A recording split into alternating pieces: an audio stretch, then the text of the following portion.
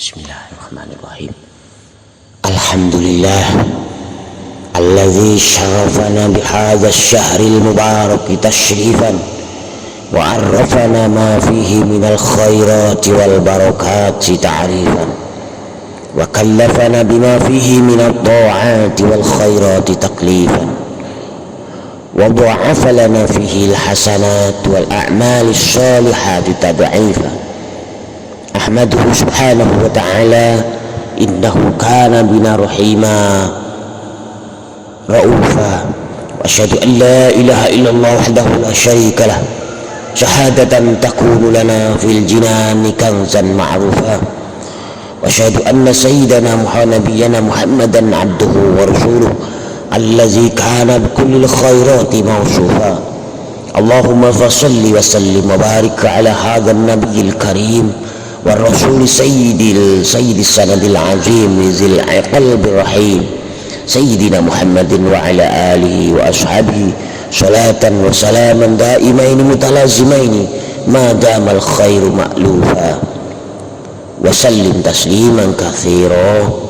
أيها الناس اتقوا الله حق تقاته ولا تموتن إلا وأنتم مسلمون. Ma'asyiral muslimin yang dirahmati Allah, pada kesempatan ini marilah kita menata hati dan niat hadir di majlis ini untuk beribadah kepada Allah subhanahu wa ta'ala. Kita perlu ingat keberadaan kita di dunia ini memiliki tugas utama, yakni beribadah kepada Allah subhanahu wa ta'ala, sebagaimana ditegaskan Allah dalam Al-Quran, wa ma khalaqtul jinna wal insa illa liya'budun, dan tidaklah aku menciptakan jin dan manusia melainkan supaya mereka menyembahku. Jangan sampai hadirnya kita di majlis yang mulia ini dengan motif atau niatan lain, seperti mumpung istirahat, bermain handphone, atau malah ngobrol dengan orang lain saat khatib sedang menyampaikan khutbahnya. Seharusnya kita ingat pesan para bilal melalui hadis Nabi saat khatib akan naik mimbar yang berbunyi, idza qulta li sahibika yaumal jum'ati ansit wal imamu yakhutubu faqad laghut. Jika kamu berkata pada temanmu, diamlah sementara imam sedang berkhutbah di hari Jumat, sungguh ia telah berbuat sia-sia.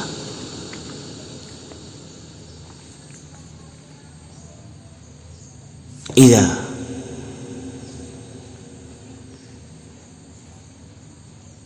ma'asyiral muslimin rahimakumullah.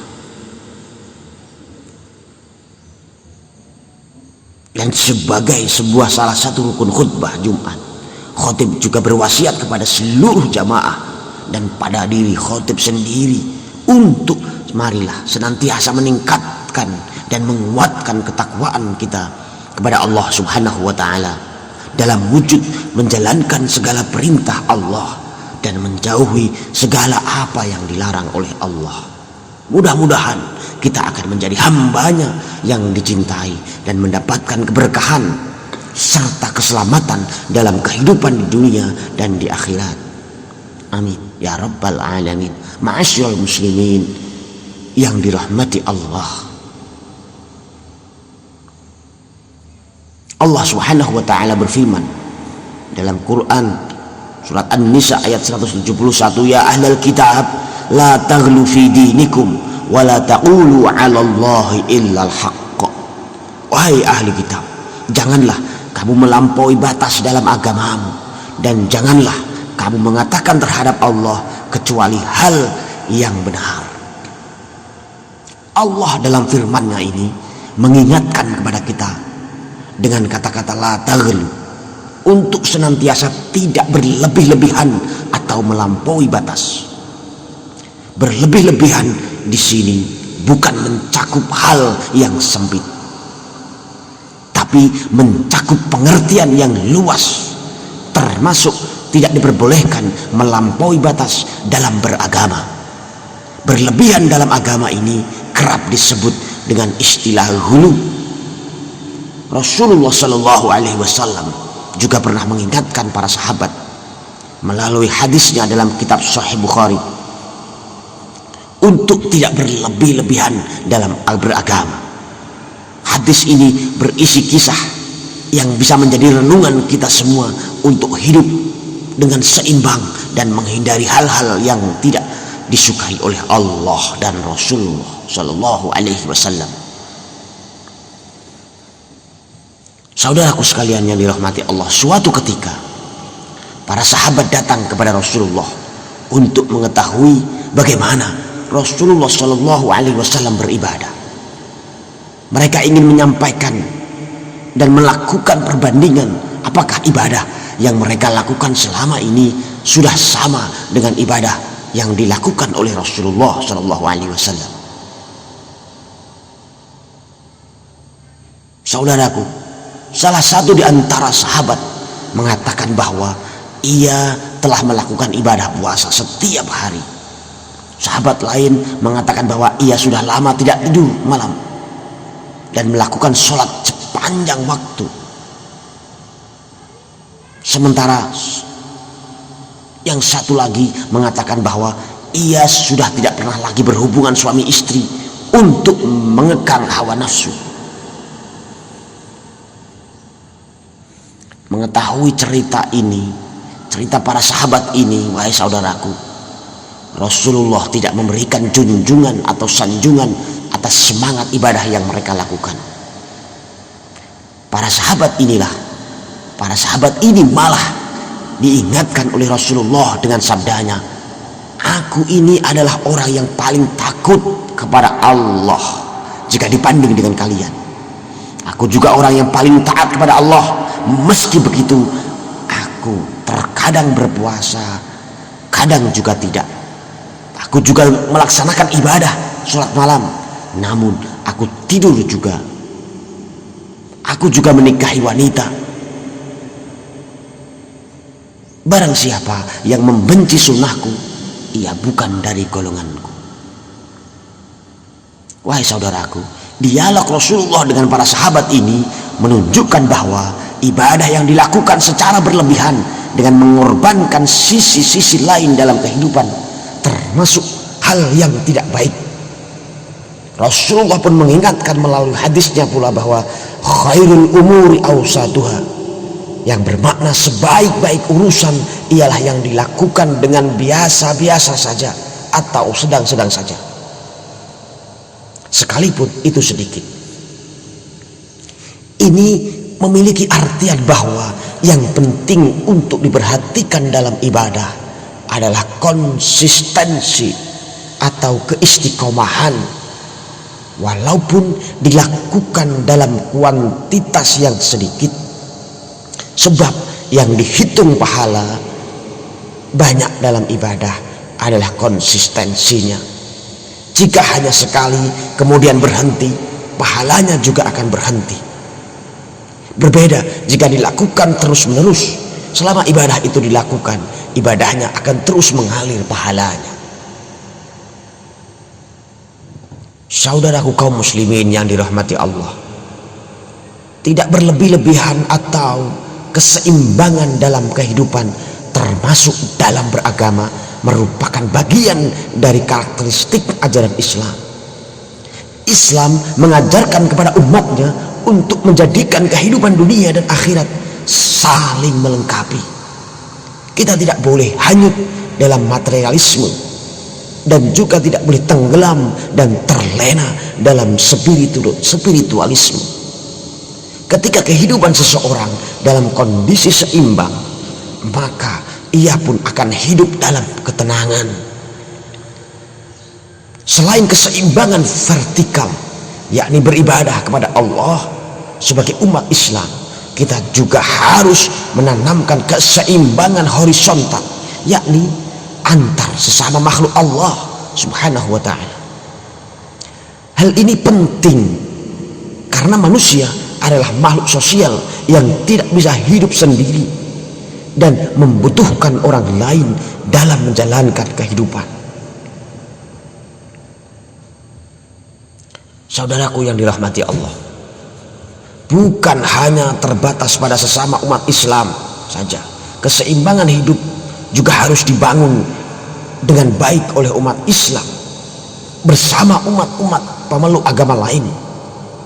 Disinilah pentingnya umat Islam untuk senantiasa memegang prinsip moderasi dalam beragama, yakni mengaplikasikan cara beragama yang wasatiyah, moderat, toleran, dan memosisikan diri di tengah, tidak condong ke salah satu sisi. Allah Subhanahu wa taala berfirman, "Wa kadzalika ja'alnakum ummatan wasatan litakunu syuhada 'alan nas wa yakuna rasulu 'alaikum syahida." Artinya, dan demikian pula kami telah menjadikan kamu umat Islam, umat pertengahan, agar kamu menjadi saksi atas perbuatan manusia, dan agar Rasul Muhammad menjadi saksi atas perbuatan kamu. Al-Baqarah 143. Islam merupakan agama yang rahmatan lil alamin, rahmat bagi seluruh alam. Islam bukan agama yang mengajarkan kekerasan. Jangan sampai kita menjadi oknum yang menjadikan perwajahan Islam di mata umat Islam sendiri dan pemeluk agama lain menjadi agama yang kaku. Jangan sampai kita menjadi oknum yang menjadikan perwajahan Islam di mata umat Islam sendiri dan di mata pemeluk agama lain menjadi agama yang kaku dan tidak ada toleransi sama sekali. Saudaraku yang dirahmati Allah, Islam merupakan agama yang rahmatan lil alamin, rahmat bagi seluruh alam. Islam bukan agama yang mengajarkan kekerasan. Jangan sampai kita menjadi oknum yang menjadikan perwajahan Islam di mata umat Islam sendiri dan pemeluk agama lain menjadi agama yang kaku dan tidak ada toleransi sama sekali. Saat ini kita pun perlu berhati-hati terhadap paham-paham radikal yang sering membungkus aksinya atas nama Tuhan dan membela agama. Banyak provokasi dilakukan melalui media yang dilakukan di luar nilai-nilai keislaman serta tidak menggambarkan sebagai orang yang beragama. Aksi oknum-oknum inilah yang kemudian menyebabkan munculnya persepsi buruk umat lain atau sering disebut Islamofobia. Ma'asyiral muslimin, saudaraku yang dirahmati Allah, sebagai umat yang baik, marilah kita mengaplikasikan nilai-nilai Islam dengan menunjukkan bahwa Islam adalah agama damai. Mari jauhi perbuatan yang mengacu pada perpecahan. Jauhkanlah diri dari membenci sesama muslim dan juga non muslim, karena menjadikan kita akan tidak berbuat adil kepada mereka. Kita harus melihat siapapun mereka agama dan apapun mereka bentuknya, mereka adalah umat ciptaan Allah. Jika kita ingin dicintai Allah, maka cintailah makhluk ciptaan Allah. Saudaraku yang dirahmati Allah, untuk menghindari perpecahan ini ada 3 ukhuwah yang bisa kita aplikasikan dalam kehidupan kita, yakni ukhuwah Islamiyah, persaudaraan sama umat Islam; ukhuwah wasatiyah, persaudaraan sesama satu bangsa; dan ukhuwah basariyah, persaudaraan sesama manusia. Hindari saling menuduh dan menyalahkan orang lain, karena ketika kita menunjuk orang lain dengan satu jari, telunjuk kita, kaum muslimin yang dirahmati Allah, hindari saling menuduh dan menyalahkan orang lain.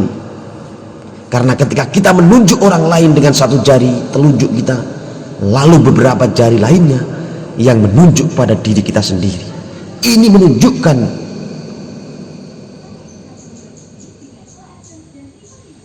agar kita tidak merasa paling namun kita harus saling. Jangan merasa paling benar, tapi mari kita harus saling bertoleransi dan menghormati. Jangan merasa saling soleh, tapi mari kita harus saling menasehati.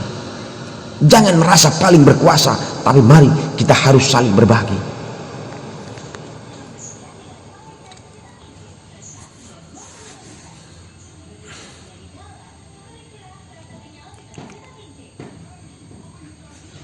Hindari saling menuduh dan menyalahkan orang lain. Karena ketika kita menunjuk orang lain dengan satu telunjuk jari kita, lalu beberapa jari lainnya yang menunjuk kepada diri kita sendiri, ini menjadi contoh agar kita tidak merasa paling, namun kita harus saling. Jangan merasa paling benar, tapi mari kita harus saling bertoleransi dan menghormati.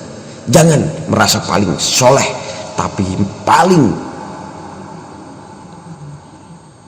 mari kita harus saling menasehati. Jangan merasa paling berkuasa, tapi mari kita harus saling berbagi.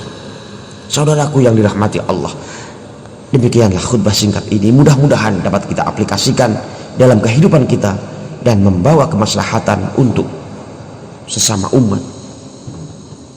Semoga kita termasuk hamba yang dicintai Allah dengan menjalankan apa yang dicontohkan oleh Rasulullah SAW. Amin. Aqulu qouli hadza wa astaghfirullah li wa lakum wastaghfiruhu innahu huwal ghafurur rahim.